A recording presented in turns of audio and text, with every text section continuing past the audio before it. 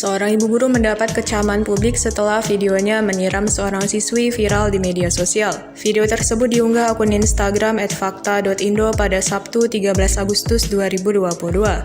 Ibu guru tersebut membawa air mineral dalam kemasan gelas plastik di dalam kelas. Tampak ibu guru terekam bergegas berjalan ke arah bangku salah satu siswi. Siswi tersebut tampak menulis meski kepalanya rebahan di meja. Seketika ibu guru itu menyiramkan air mineral itu ke kepala siswi yang mengenakan jilbab tersebut. Guru siram siswi yang menulis sambil tiduran di meja, tulis pengunggah video. Sontak video tersebut membuat para warganet geram. Aksi sang guru dinilai kurang beretika dan dapat memengaruhi kondisi mental murid didikannya.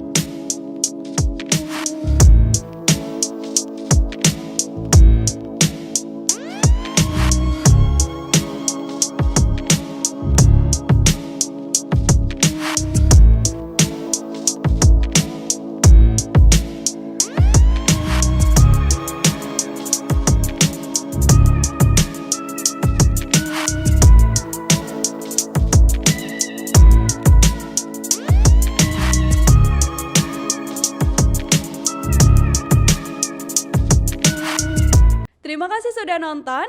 Jangan lupa like, subscribe, dan share ya.